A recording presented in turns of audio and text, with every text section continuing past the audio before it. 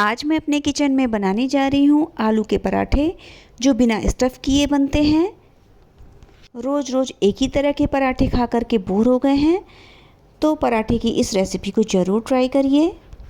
Hello everyone, welcome back to my channel. तो चलिए आज की रेसिपी की शुरुआत करते हैं। मैंने लिया है बॉइल्ड पोटैटो, जिसे हम ग्रेटर से ग्रेट कर लेंगे।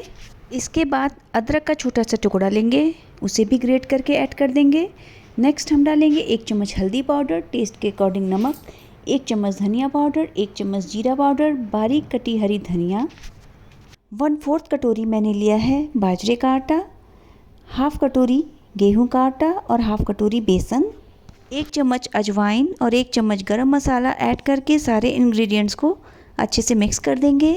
मोयन के लिए 5 से 6 चम्मच रिफाइंड ऑयल डालेंगे, जिसे आटे में अच्छे से मिक्स कर लेंगे। नेक्स्ट पानी ऐड करते हुए एक डो तैयार कर लेंगे। मैंने बाजरे का आटा ऐड किया है। अगर आपके पास ये अवेलेबल नहीं हो तो आप केवल गेहूं के आटे और बेसन से डो तैयार कर सकते हैं। बॉइल्ड पोटैटो के साथ आटा गूंथने से पराठे बहुत ही सॉफ्ट बनकर के तैयार होते हैं।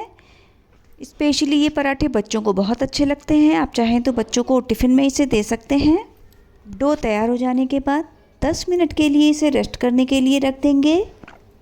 जितना बड़ा हमें पराठा बनाना हो उसी के अकॉर्डिंग गूँथे हुए आटे से हम लोई ले लेंगे। व्हीट फ्लोर से डस्टिंग करते हुए हम इसका पराठा रोल कर लेंगे। पराठे आप जिस शेप में बनाना चाहें उस शेप में बना लीजिए। मैं पराठों को चौकोर शेप दे रही हूँ, जिसके लिए लोई से मैंने रोटी तैयार कर लिया। दोनों साइड से फोल्ड किया, अगेन ऑयल लगा करके दोनों साइड से फोल्ड करके चौकोर शेप दे दिया। अब व्हीट फ्लावर की सहायता से शेप को ध्यान में रखते हुए हम इसे रोल कर लेंगे। तवे को गर्म होने के लिए मैंने फ्लेम पे रख दिया था। पराठों को रोल कर लेने के बाद तवे पर डालेंगे, फ्लिप करके दूसरी साइड पे घी लगाएंगे। आप अपनी चॉइस के अनुसार घी या मक्खन का यूज़ कर सकते हैं। मीडियम फ्लेम रखते हुए पराठे को प्रेस करते हुए सेकेंगे, जिससे पराठे क्रिस्पी बने।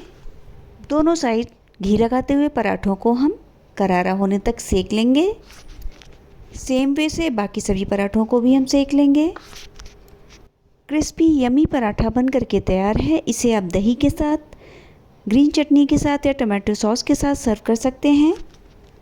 बिना स्टफिंग किए आलू के पराठे की ये रेसिपी बहुत ज़्यादा टेस्टी लगती है।